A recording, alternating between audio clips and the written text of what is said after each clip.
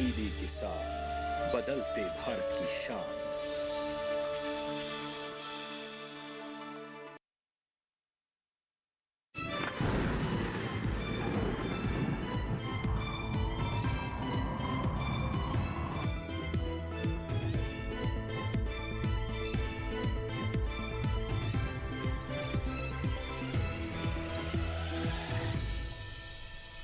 नमस्कार, आप देख रहे हैं दूरदर्शन किसान मौसम खबर में आप सभी का स्वागत है। मैं हूं आपके साथ ज्योत्सना। मौसम खबर में जानेंगे कहां होगी बरसात, कहां रहेगा मौसम साफ, कैसी रहेगी तापमान की स्थिति, साथ ही किसानों के लिए कृषि सलाह भी। लेकिन शुरुआत करते हैं आज की 5 बड़ी खबरों के साथ। आइए सबसे पहले नजर डालते हैं हम यहां पर पूर्वी राजस्थान में, जहां पर कहीं कहीं हो सकती है भारी बरसात। इसके बाद आइए हम यहाँ पर रुक कर लेते हैं पश्चिमी मध्य प्रदेश का। यहाँ पर भी कहीं कहीं हो सकती है जमकर बरसात अगले 24 घंटों के दौरान। और इसके बाद आपको जानकारी देते हैं गुजरात की, तो यहाँ पर भी जोरदार वर्षा के हैं अनुमान। और बढ़ते हैं आगे और नजर डाल लेते हैं हम यहाँ पर केरल के ऊपर, तो यहाँ पर भी कहीं कहीं गरज के साथ तेज हवाएं चलने की संभावना है अगले 24 घंटों के दौरान। और अंत में बात कर लेते हैं तटीय कर्नाटक की, तो यहाँ पर भी तेज हवाएं चल सकती हैं, इसलिए मछुआरों के लिए सतर्क रहने की सलाह दी गई है। बढ़ते हैं आगे और अब बात कर लेते हैं मौसम विभाग द्वारा दी गई चेतावनी यानी कि अलर्ट की। कौन कौन से ऐसे राज्य हैं जहां पर हो सकती है भारी से भारी बरसात, या फिर कहीं कहीं हो सकती है तेज वर्षा, कहीं चल सकती है तेज हवाएं। ये तमाम जानकारियां आपके लिए लेना जो है वो बहुत ज़रूरी है। यहाँ पर सबसे पहले हम शुरुआत करते हैं पश्चिमी राजस्थान के साथ, जहां पर सावधान रहने की सलाह दी गई है क्योंकि यहाँ पर तेज हवाओं के साथ जो है वो बरसात हो सकती है। पूर्वी राजस्थान सहित पश्चिमी मध्य प्रदेश में भी इसी तरीके का मौसम देखने को मिल सकता है। और बढ़ते हैं हम यहाँ पर उत्तर पश्चिम भारत के जो पर्वतीय क्षेत्र हैं उनकी ओर, तो हिमाचल प्रदेश और उत्तराखंड में जहाँ तेज हवाओं के साथ वर्षा हो सकती है, तो उत्तर पश्चिम भारत के जो मैदानी इलाके हैं यानी कि पंजाब, हरियाणा, चंडीगढ़, राजधानी दिल्ली और उत्तर प्रदेश, यहाँ पर भी जो है वो वर्षा होने की संभावना है और तेज हवाएं भी चल सकती हैं। रुक करें अगर हम पूर्वोत्तर भारत का, तो यहाँ पर भी लगभग सभी राज्यों के अंदर तेज हवाओं के साथ जो है वर्षा होने के अनुमान है। दक्षिण भारत की अगर बात करें तो यहाँ पर तटीय आंध्र प्रदेश के लिए जो है वो कोई चेतावनी जारी नहीं की गई है, लेकिन तमिलनाडु, पुडुचेरी और शेष जो राज्य हैं वहां के लिए चेतावनी जारी की गई है। इसके बाद आइए रुक कर लेते हैं मौसम पूर्वानुमान का। आपको बता दें अगले 24 से 48 घंटों के दौरान कहां होगी बरसात, कहां रहेगा मौसम साफ। जम्मू कश्मीर, श्रीनगर की अगर बात करें तो यहाँ पर कई जगह वर्षा होने की संभावना है। हिमाचल प्रदेश और उत्तराखंड में भी कुछ एक जगह और अनेक जगह वर्षा हो सकती है। पंजाब, हरियाणा, चंडीगढ़, राजधानी दिल्ली की अगर बात करें तो यहाँ पर भी वर्षा जो है वो बताई जा रही है। और पश्चिमी और पूर्वी उत्तर प्रदेश के अंदर भी जो है वो कहीं कहीं बरसात होने के अनुमान बने हुए हैं। इसके बाद बात कर लेते हैं हम यहाँ पर पूर्वी भारत की, तो हिमालय, पश्चिम बंगाल, सिक्किम और बिहार सहित गांगे पश्चिम बंगाल के अंदर कहीं कहीं बरसात हो सकती है। झारखंड और ओडिशा में कई जगह वर्षा होने के अनुमान है और ऐसा ही मौसम देखने को मिलेगा आपको लगभग सभी पूर्वोत्तर भारत के राज्यों में। दक्षिण भारत का रुख कर लेते हैं अंडमान निकोबार द्वीप समूह में, जहां अधिकतर जगह वर्षा होने की संभावना है, तो वहीं दूसरी ओर तटीय आंध्र प्रदेश में कई जगह वर्षा हो सकती है। तमिलनाडु, पुडुचेरी और कर्नाटक के जो भीतरी हिस्से हैं यहां पर भी कई जगह वर्षा होने की संभावना बनी हुई है। रायलसीमा और तेलंगाना के अंदर भी कहीं कहीं वर्षा होने के अनुमान है। पश्चिम भारत की अगर बात करें तो यहाँ पर कोंकण, गोवा और गुजरात में जहाँ अधिकतर हिस्सों के अंदर वर्षा हो सकती है, तो वहीं मध्य महाराष्ट्र और मराठवाड़ा में भी कई जगह वर्षा होने की संभावना है। अंत में हम रुक कर लेते हैं यहाँ पर मध्य भारत का, तो पूर्वी और पश्चिमी मध्य प्रदेश में जहाँ पर वर्षा हो सकती है, छत्तीसगढ़ और विदर्भ में भी कई जगह बरसात होने की संभावना है। इसके बाद आइए अब बात कर लेते हैं कि पिछले 24 घंटों के दौरान देश के कौन कौन से हिस्सों में बरसात हुई है, यानी कि बात करते हैं मौसम की चाल की। पर्वतीय क्षेत्रों की अगर बात करें उत्तर पश्चिम भारत की, तो यहाँ पर लेह लद्दाख, जम्मू कश्मीर और श्रीनगर में जो है वो वर्षा हुई है। हिमाचल प्रदेश, उत्तराखंड में भी बादल बरसे हैं। उत्तर पश्चिम भारत के मैदानी हिस्सों की अगर बात करें तो पंजाब, हरियाणा, चंडीगढ़, राजधानी दिल्ली, पूर्वी और पश्चिमी उत्तर प्रदेश सहित पूर्वी और पश्चिमी राजस्थान में भी वर्षा हुई है। और पूर्वी भारत के बिहार, झारखंड, ओडिशा, गांगे पश्चिम बंगाल, उप हिमालय पश्चिम बंगाल, सिक्किम में भी वर्षा देखने को मिली। पूर्वोत्तर भारत की बात करें तो यहाँ पर भी लगभग सभी राज्यों में, अरुणाचल प्रदेश, असम, मेघालय, नागालैंड, मणिपुर, मिजोरम और त्रिपुरा में जो है वो बरसात हुई है। दक्षिण भारत की ओर रुख कर लेते हैं। अंडमान निकोबार द्वीप समूह में जो है वो वर्षा हुई है। इसके साथ ही अगर बात करें तटीय आंध्र प्रदेश, रायलसीमा, तेलंगाना की, तो यहाँ पर भी बरसात देखने को मिली। तमिलनाडु, पुडुचेरी और केरल में भी जो है वो बादल बरसे हैं।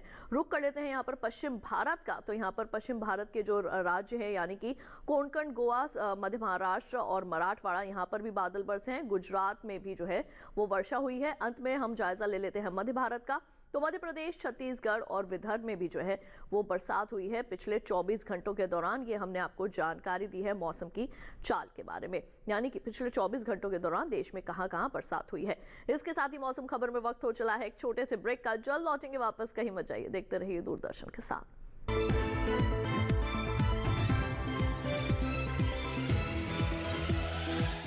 रोज सब्जी का स्वाद बढ़ाए और घर वालों का प्यार पाए। गोल्डी सब्जी मसाले, जहाँ जाए रिश्ते बनाए, गोल्डी मसाले।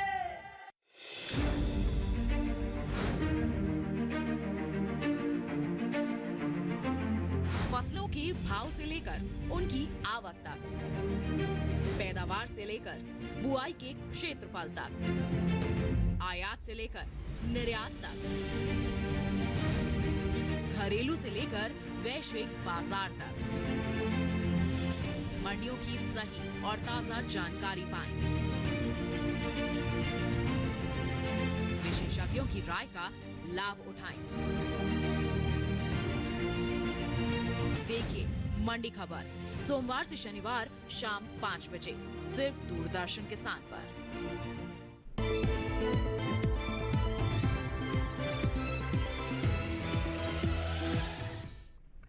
ब्रेक के बाद एक बार फिर आप सभी का स्वागत है दूरदर्शन किसान के मौसम खबर में। अब तक हमने आपको मौसम से संबंधित तमाम जानकारियां दी कि कहां पर बरसात हो सकती है। अब आइए बात कर लेते हैं तापमान की स्थिति की। देश में पिछले 24 घंटों के दौरान कैसी रही तापमान की स्थिति, जिसमें हम सबसे पहले आपको जानकारी देने वाले हैं अधिकतम तापमान की स्थिति के बारे में। रुक करते हैं हिमाचल प्रदेश का। यहाँ पर अधिकतम तापमान सामान्य के मुकाबले 3.1 से 5 डिग्री सेल्सियस तक ज्यादा रिकॉर्ड किया गया। इसके बाद आइए हम रुक कर लेते हैं हमारे दूसरे राज्य का, यानी कि जो हमारे अगला राज्य है उसके बारे में आपको जानकारी दे देते हैं, जिसमें शामिल है अरुणाचल प्रदेश, असम, मेघालय। यहाँ पर भी जो है वो अधिकतम तापमान सामान्य की तुलना में 1.6 से लेकर 3 डिग्री सेल्सियस तक ज़्यादा रिकॉर्ड किया गया। और असम, मेघालय, नागालैंड, मणिपुर, मिजोरम और त्रिपुरा में भी तापमान की यही जो है स्थिति देखने को मिली है, यानी कि 1.6 से लेकर 3 डिग्री सेल्सियस तक यहाँ पर अधिकतम तापमान ज़्यादा रिकॉर्ड किया गया। बात अगर हम करें दक्षिण भारत के तटीय आंध्र प्रदेश की, तो यहाँ पर भी तापमान ऐसा ही देखने को मिला। तो साथ ही दक्षिण भारत के दक्षिण कर्नाटक के जो भीतरी हिस्से हैं, तमिलनाडु, पुडुचेरी भी जो है राज्य, यहाँ पर भी जो है वो अधिकतम तापमान सामान्य की तुलना में 1.6 से लेकर 3 डिग्री सेल्सियस तक ज़्यादा रिकॉर्ड किया गया है। मध्य महाराष्ट्र और मराठवाड़ा की अगर आपको जानकारी दें, तो यहाँ पर अधिकतम तापमान सामान्य की तुलना में 1.6 से लेकर 3 डिग्री सेल्सियस तक कम रिकॉर्ड किया गया। और विदर्भ के अंदर भी तापमान की ऐसी ही स्थिति जो है वो देखने को मिली है। इसके साथ ही बढ़ते हैं आगे और आपको हम बता दें कि जो पूर्वी मध्य प्रदेश और झारखंड का जो हिस्सा है, यहाँ पर भी अधिकतम तापमान सामान्य की तुलना में 1.6 से लेकर 3 डिग्री सेल्सियस तक कम आंका गया है। गांगे पश्चिम बंगाल और उड़ीसा में भी तापमान की ऐसी ही स्थिति देखने को मिली है। छत्तीसगढ़ में भी अधिकतम तापमान सामान्य की तुलना में 1.6 से लेकर 3 डिग्री सेल्सियस तक कम रिकॉर्ड किया गया है। आपको बता दें कि पश्चिमी राजस्थान के बीकानेर में सबसे ज्यादा तापमान 40 डिग्री सेल्सियस रिकॉर्ड किया गया। अधिकतम तापमान की जानकारी हमने आपको दे दी। अब बढ़ते हैं आगे, बात कर लेते हैं न्यूनतम तापमान की स्थिति के बारे में। तो न्यूनतम तापमान में आपको बताएं कि गिलगित, लद्दाख, लेह में जो न्यूनतम तापमान है वो 3.1 से लेकर 5 डिग्री सेल्सियस तक ज्यादा रिकॉर्ड किया गया। जम्मू कश्मीर और श्रीनगर में भी तापमान की ऐसी ही स्थिति देखने को मिली है। इसके बाद हम नजर डाल लेते हैं हमारे हिमाचल प्रदेश और उत्तराखंड पर। तो यहाँ पर भी जो न्यूनतम तापमान है वो 1.6 से लेकर 3 डिग्री सेल्सियस तक ज्यादा रिकॉर्ड किया गया। पंजाब, हरियाणा, चंडीगढ़, राजधानी दिल्ली सहित उत्तर प्रदेश में भी तापमान की ऐसी ही स्थिति जो है वो देखने को मिली है। बढ़ते हैं आगे और अब हम यहाँ पर रुक कर लेते हैं हमारे दूसरे राज्यों का, जिनमें शामिल है मध्य महाराष्ट्र का जलगांव। आपको बता दें कि यहाँ पर न्यूनतम तापमान जो है वो 19 डिग्री सेल्सियस रिकॉर्ड किया गया है। और ये तमाम जानकारी हमने आपको दी। अब बढ़ते हैं आगे और नजर डाल लेते हैं देश के शेष राज्यों के तापमान की स्थिति पर।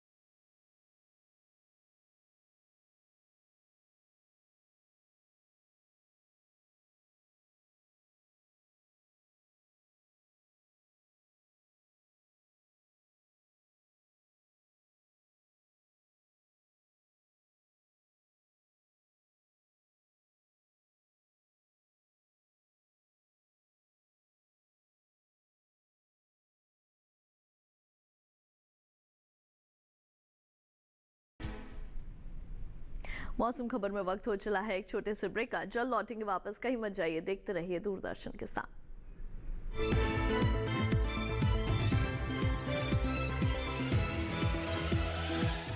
रोज सब्जी का स्वाद बढ़ाए और घर वालों का प्यार पाए। गोल्डी सब्जी मसाले। जहाँ जाए रिश्ते बनाए गोल्डी मसाले।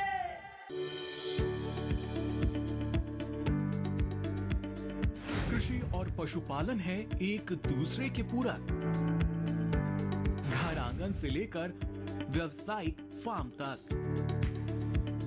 मुर्गी पालन से लेकर रेगिस्तान के जहाज तक। बीमारियों से अब पशुपालक ना हो परेशान। विशेषज्ञ करेंगे आपकी समस्या का समाधान। जुड़िए हमसे, पूछिए अपने सवाल। ईमेल के जरिए भी आप हमारे साथ जुड़ सकते हैं। हमारी ईमेल आईडी है ddkisanapc@gmail.com। हमारे टोल फ्री नंबर हैं 1800-113060 और 1800-113061। देखिए अपना पशु चिकित्सक हर रविवार शाम 6:30 बजे दूरदर्शन किसान चैनल पर।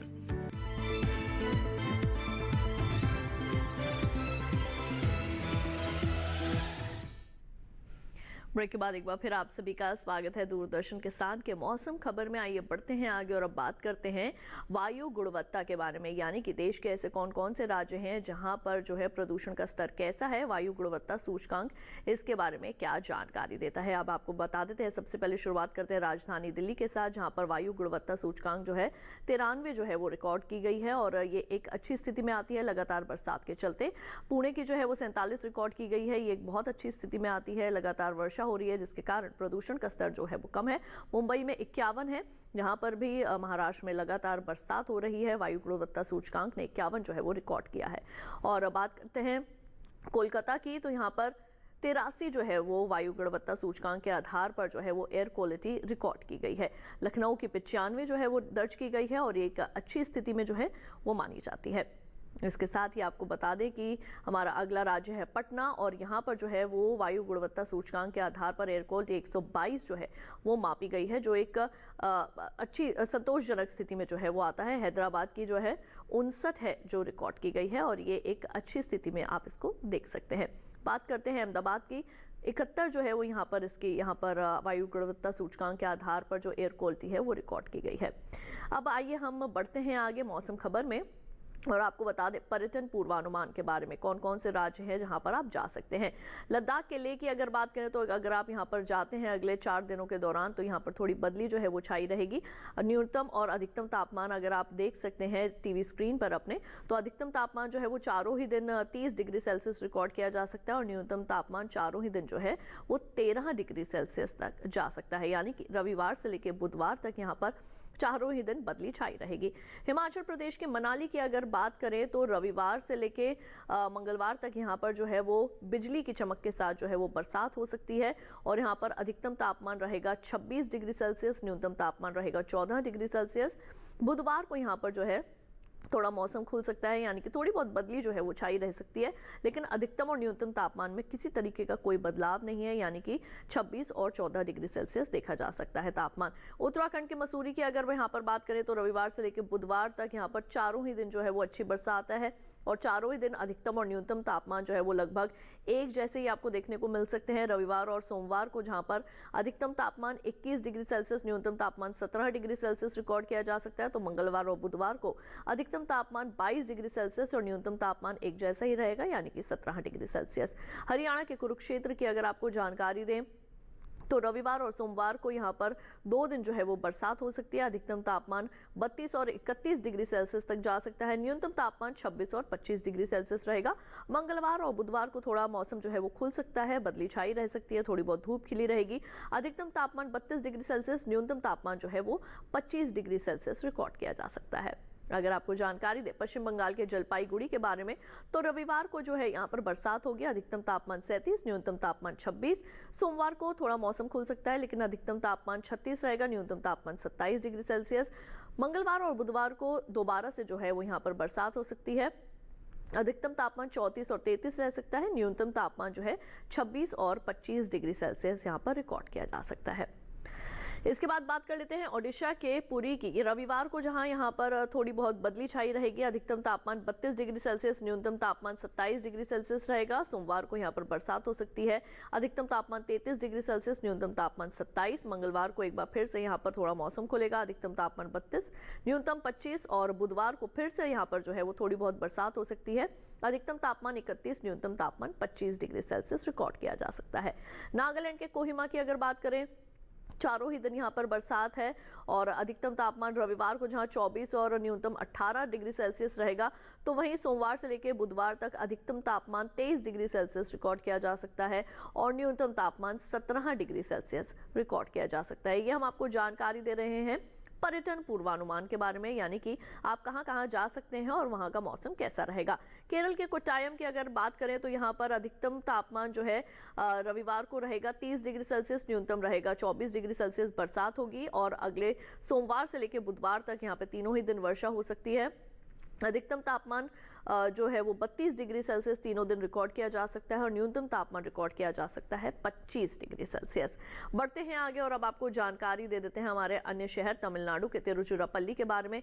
रविवार को यहाँ पर बिजली की चमक के साथ जो है वो वर्षा हो सकती है। अधिकतम तापमान 37, न्यूनतम तापमान 26 डिग्री सेल्सियस रिकॉर्ड किया जा सकता है और सोमवार से लेकर बुधवार तक भी यहाँ पर जो है वो वर्षा होगी।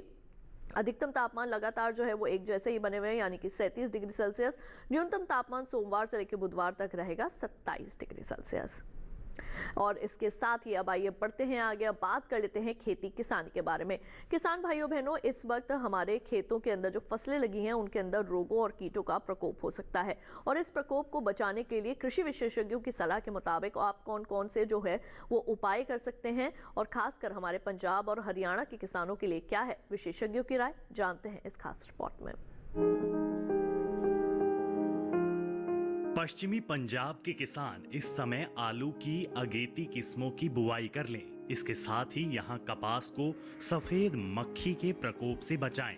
वहीं पश्चिमी पंजाब के मैदानी इलाकों में ये समय अगेती आलू, शलजम और मूली की रोपाई के लिहाज से उपयुक्त है। पंजाब के असमतल मैदानी इलाकों के किसान इस समय मध्य मौसम वाली फूल गोभी की बुआई करें। यहीं सीधी बुआई और रोपाई की गई धान के खेतों में सिंचाई करें। इसके साथ ही उनमें उर्वरक और खरपतवार नाशी का प्रयोग करें। पंजाब के असमतल मैदानी हिस्सों में ही मक्का और गन्ने में जरूरत के अनुसार सिंचाई करें। मध्य पंजाब के किसान इस समय फूल गोभी की बुआई करें। इसके साथ ही यहाँ धान को रोगों के प्रकोप से बचाएं। वहीं पंजाब के उप पर्वतीय इलाकों में इस समय मक्के को कीटों के प्रकोप से बचाएं। वहीं पश्चिमी हरियाणा में लंबे समय से शुष्क मौसम देखा जा रहा है और आने वाले दिनों में भी मौसम के शुष्क रहने की संभावना है। ऐसे में किसान बागों में फलों के पकने की अवस्था में सिंचाई करें। इसके साथ ही यहाँ खेतों से खरपतवार साफ करें और फसलों में पोषक तत्वों के घोल का छिड़काव करें। पश्चिमी हरियाणा में ही पानी की उपलब्धता के अनुसार मेड़ों के बीच स्प्रिंकल, ड्रिप या लाइन विधि से सिंचाई करें। इसके साथ ही यहाँ के ज्यादातर कपास के खेतों में गुलाबी बॉलवर्म का प्रकोप देखा जा सकता है। ऐसे में किसान जल्द से जल्द कृषि विशेषज्ञों की सलाह से जरूरी दवाओं का छिड़काव करें। वहीं पूर्वी हरियाणा के किसान नियमित अंतराल पर कद्दू वर्गीय सब्जियों के अलावा टमाटर, मिर्च, बैंगन और भिंडी की तुड़ाई करते रहें। यहीं कपास को कीटों से बचाने के उपाय करें और धान को रोगों के प्रकोप से बचाएं। तो अभी आपने जाना कि पंजाब और हरियाणा के किसानों के लिए क्या है कृषि विशेषज्ञों की राय। बढ़ते हैं आगे और अब बात करते हैं आज की फसल की। आज की फसल में हम आपको जानकारी देने वाले हैं टमाटर के बारे में। जी हाँ, इस वक्त टमाटर की रोपाई का जो है वो समय चल रहा है और यूं तो टमाटर पूरे भारत में जो है वो बोया जा सकता है और उसके अंदर विटामिन सी भी जो है वो प्रचुर मात्रा में होता है, जो कि हमारे स्वास्थ्य के लिए काफ़ी लाभदायक होता है। तो किस तरीके से आप कर सकते हैं टमाटर की रोपाई और इस दौरान कौन कौन सी मुख्य बातें हैं जिनको ध्यान में रखना है, जानते हैं इस खास रिपोर्ट में।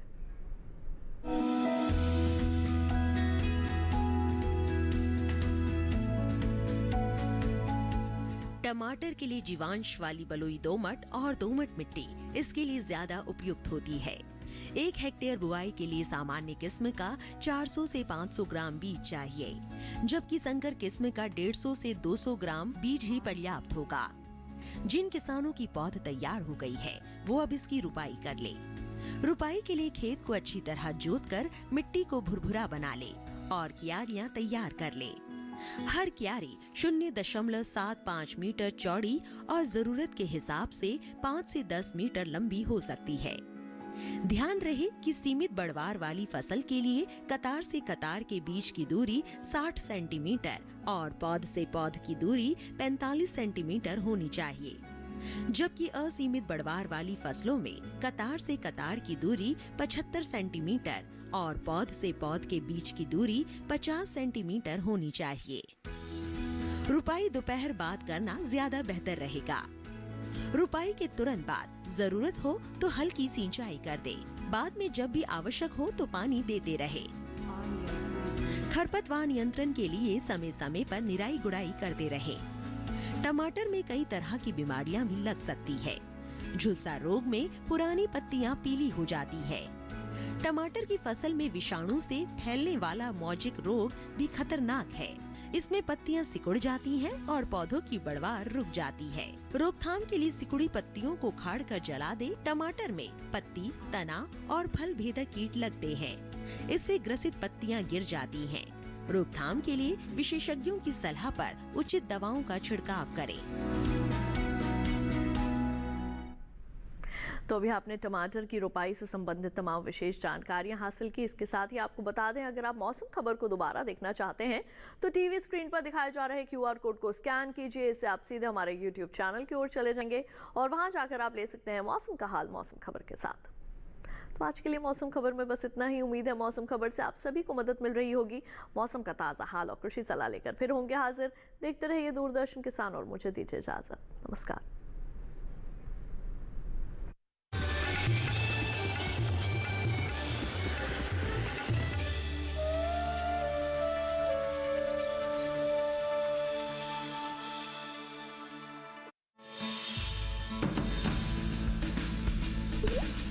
सिर्फ 4 सालों में 3 करोड़ से 13 करोड़ नल से जल। इस छोटे से अंतराल में हम इस स्थिति तक पहुंचे हैं कि यह गिनती बढ़कर 13 करोड़ को पार कर चुकी है। महिलाओं को रोजाना पानी ढोने के अभिशाप से मुक्ति। हर सेकंड एक नया नल कनेक्शन किसी न किसी ग्रामीण घर को प्राप्त हो रहा है। 13 करोड़ से ज्यादा ग्रामीण परिवारों को मिल रहा नल से शुद्ध जल। देखिए सरकार आपके साथ जल जीवन मिशन दूरदर्शन किसान पर 16 सितंबर शनिवार रात 9 बजे।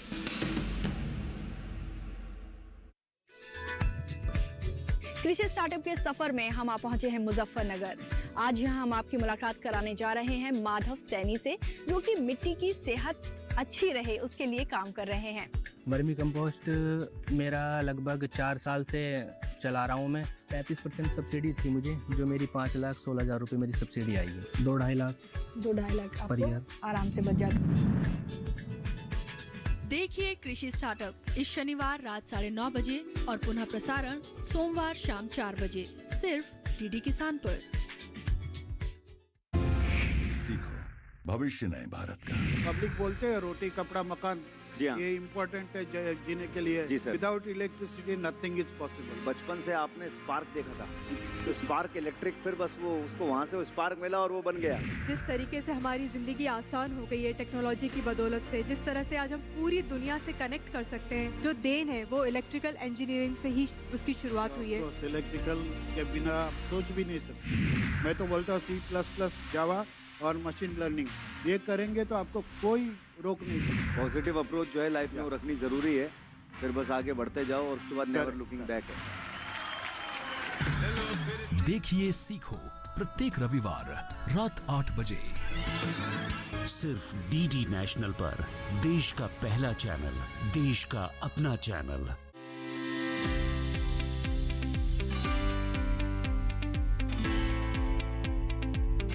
क्या है परजीवियों से होने वाले रोग?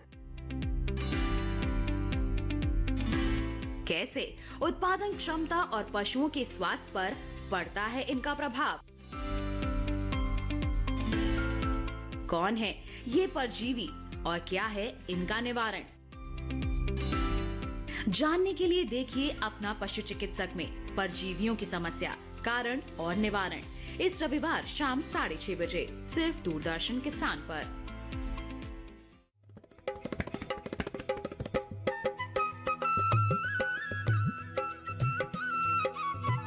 इस वक्त हम मौजूद हैं उत्तर प्रदेश के जिला हापुड़ के ब्लॉक गढ़मुक्तेश्वर के गांव बहादुरगढ़ में। आज हम बात करेंगे प्राकृतिक खेती के बारे में। प्राकृतिक खेती के 4 चरण हैं। एक तो उत्पादन का प्रबंधन करना, ताकि कोई भी बाजार की चीज केमिकल या कुछ भी उसमें न डाला जाए। आज मार्केट में लोगों का आम बिक रहा था 30 रुपए 40 रुपए किलो, मेरा 80 और 70 रुपए किलो बिक रहा था। हमारा जो पीएच बिगड़ता जा रहा है, ये जो हमारी बीमारी फैलती जा रही है, ये सारी पेस्टिसाइड से फैलती जा रही है। इससे फैलती जा रही है जो हमारे रासायनिक खाद हैं, इनसे ही हमारे शरीर वीक हो रहा है। कार्यक्रम चौपाल चर्चा प्राकृतिक खेती 18 सितंबर सोमवार सुबह 9 बजे, पुनः प्रसारण रात 9:30 बजे, सिर्फ दूरदर्शन किसान चैनल पर। हेलो फ्रेंड्स, आप सभी का स्वागत है आपके फेवरेट शो जॉर्ज जूनियर में। करेंगे एरोबिक्स, हो जाएंगे फिट। पीकू से सुनेंगे कहानियाँ कि पानी को कैसे रीयूज कर सकते हैं। माँ, पुराने कपड़े चुनकर किसी को देने की सोच रही हूँ। इस हफ्ते बात करेंगे अपने एक्सपर्ट से सेल्फ डिफेंस पर। ऑरेंज हमारे सेटअप, हमारे सिलेबस हैं जो हमारे अकेडमीज में होते हैं, बहुत से एसोसिएशन में से सिलेबस होते हैं। इस रविवार 17 सितंबर सुबह 11:30 बजे।